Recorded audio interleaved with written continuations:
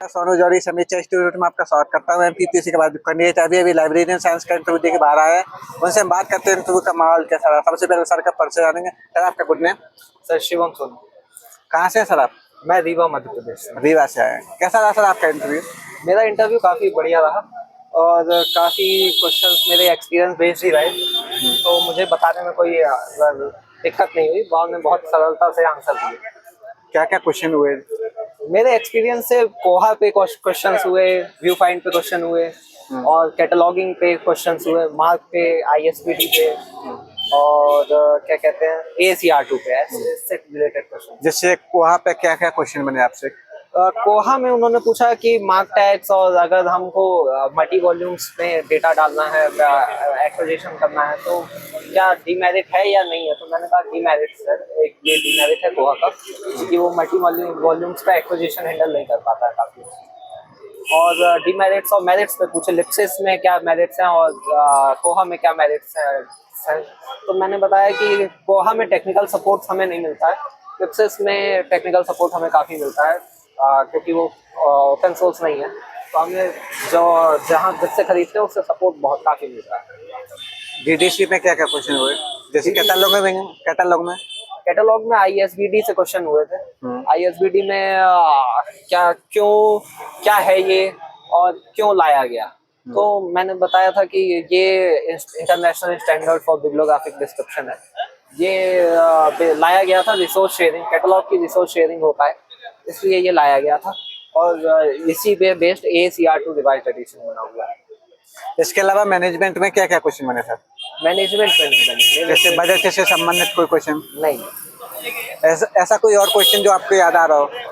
इसके अलावा उन्होंने जो मेरा डेफ पढ़ा था और मेरे एक्सपीरियंस में आप वहाँ क्या कर रहे हैं, एम्स में क्या कर रहे हैं, और मैं एक्चुअली एम्स दिल्ली में लाइब्रेरियन इंफॉर्मेशन असिस्टेंट हूँ, तो वहाँ पे आप क्या काम कर रहे हैं, आपने SPA में क्या काम किया।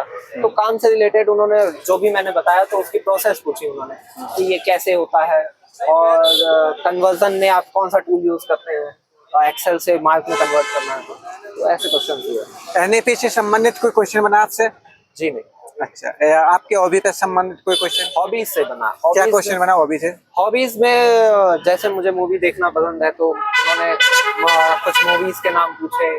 रिसेंट में कौन सी मूवी आई है, तो मैंने बताया धुरंधर आई है, तो वो भी क्या बिल्कुल उस पे बेस्ड है, ट्रू इंसिडेंट पे है, ट्रू इंसिडेंट पे बेस्ड फिक्शन बनाई गई मूवी है, बट ट्रू मूवी नहीं है, बिल्कुल बायोग्राफिकल मूवी नहीं है।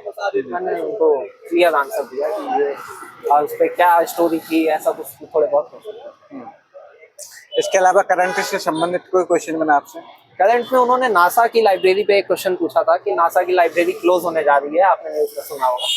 तो आपको लगता है कि लाइब्रेरी आज भी जरूरी है या नहीं है, तो उससे रिलेटेड एक दो क्वेश्चन हुए थे। और नेशनल लाइब्रेरी से संबंधित कोई क्वेश्चन जैसे? नहीं, नेशनल लाइब्रेरी। और कोई क्वेश्चन जो आपको याद आ रहा हो? और कोई क्वेश्चन तो मुझे नहीं याद आ रहा। ओके, आने वाले अपडेट के लिए कुछ आप देंगे सर? नहीं, आपने डेफ को बहुत बढ़िया रखे, और जो आपका रुचि वाला सेक्शन है जहाँ पे आपको अपनी हॉबीज लिखनी है, तो वहाँ पे अगर आपने कोई काम किया हो या कोई ऐसा कुछ लिखा, वर्क किया हो, सेमिनार अटेंड किया हो, तो उसको टॉपिक पर नाम जरूर बिल्कुल टाइटल लिखिए, ताकि उससे रिलेटेड जो आपसे क्वेश्चन पूछे जाएं, तो वो 2-3 मिनट 4 मिनट आपके उसमें निकल जाएंगे, और आप उसका आंसर भी बहुत बेहतरीन तरीके से दे पाएंगे। तो यही सजेशन रहेगा मेरे लिए कि आप डेफ को बढ़िया रखें। बहुत बहुत धन्यवाद सर हमारे साथ जुड़ने के लिए। आपको बहुत बहुत शुभकामनाएं। Thank you sir.